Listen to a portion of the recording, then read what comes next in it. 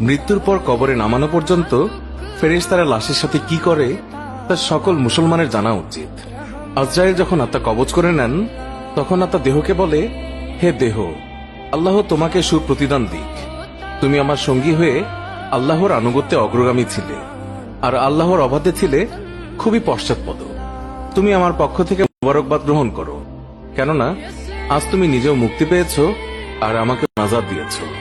এইভাবে দেহ আত্মাকে মুবারকবাদ দেয়। মুমিন বান্দার মৃত্যুতে জমিনের যে সকল অংশে সে ইবাদত করত সেগুলো কাঁদতে থাকে। আকাশের যে সকল দুয়ার দিয়ে তার নেক আমল উপরে উঠত সেই সকল দুয়ার তার জন্য কাঁদতে থাকে। যে দরজা দিয়ে তার রিজিক নেমে আসত সেই দরজাও কাঁদে। আকাশ জমিনের এই ক্রন্দন দীর্ঘ 40 দিন পর্যন্ত অব্যাহত থাকে। মালাকুল মউত যখন তার আত্মা কবজ করে নেয় তখন তার দেহের হেফাজতের জন্য সেখানে 500 ফেরেশতা দাঁড়িয়ে থাকে। যদি কেউ তার লাশের পাশ ফিরাতে চায় তখন ফেরেশতারাও এই কাজে মানুষের সহযোগিতা করে। এমনকি কাফন পরিধান এবং সুগন্ধি মাখানের কাজেও ফেরেশতারা অংশ নেয়। লাশের সম্মানার্থে ফেরেশতারা 2 সারি করে ঘর থেকে কবর পর্যন্ত দাঁড়িয়ে যায়। জানাজা পর্যন্ত অতিক্রম করে তখন তারা অভ্যর্থনা জানায়, তার জন্য ক্ষমা প্রার্থনা করে।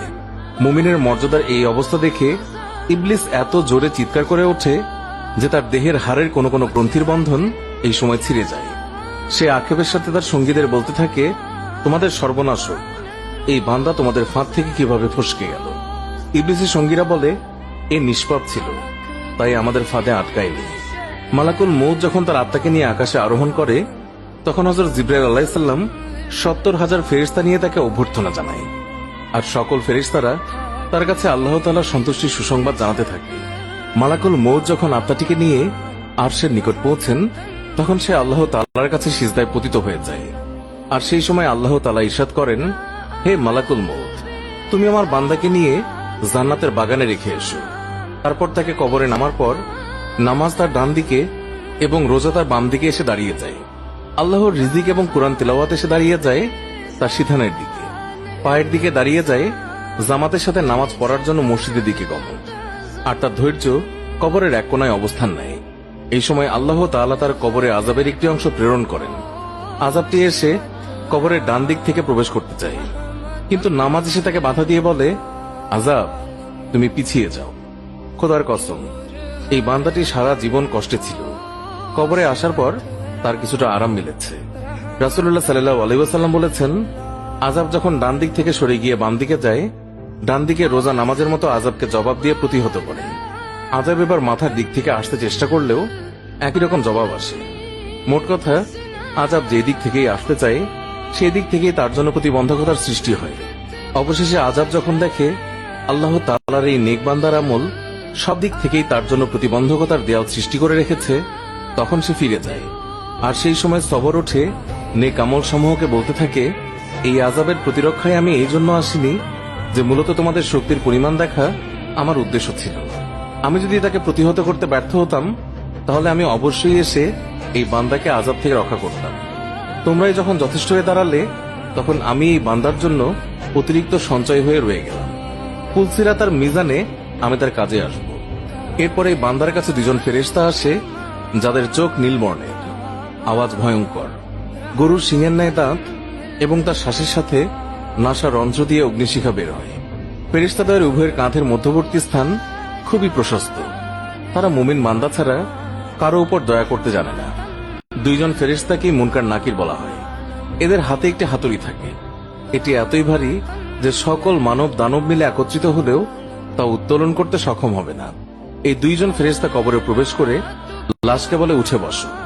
লাশ তৎক্ষণাৎ উঠে বসে যায় এবং কাফনের কাপড় খুলে যায়।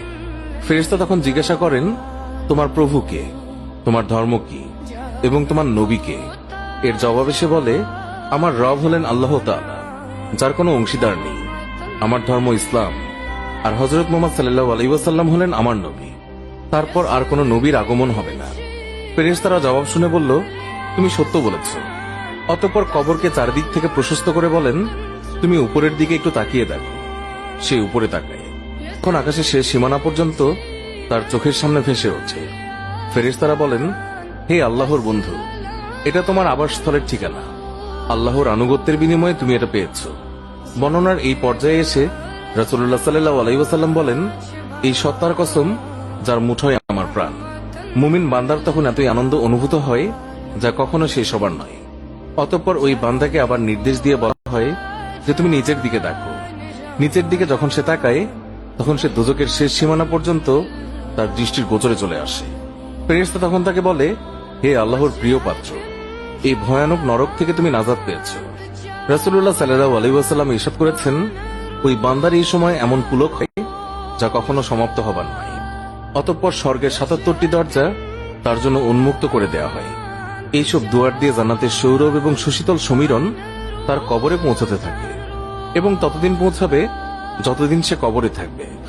রাসূলুল্লাহ সাল্লাল্লাহু আলাইহি ওয়াসাল্লাম আলোচনার ধারাবাহিকতা অব্যাহত রেখে বলেন, এরপর আল্লাহ তাআলা মালাকুল মউতকে নির্দেশ দিয়ে বলেন, তুমি আমার দুশমনের নিকট যাও এবং তাকে আমার কাছে নিয়ে এসো।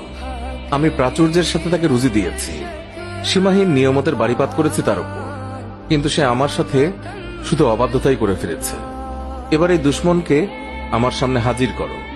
মালাকুল মউত আল্লাহর নির্দেশ পেয়ে এমন কদাকার বেশে ওই বান্দার নিকট আগমন করে যে কেউ কোনোদিন এমন ভয়ঙ্কর আকৃতি দেখেনি।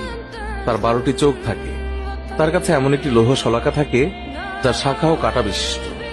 মালাকুল মউতের সাথে আরো 5 জন ফেরেশতা থাকে, এদের প্রত্যেকের সাথেই থাকে জাহান্নাম থেকে নিয়ে আসা আগুনের চাবুক।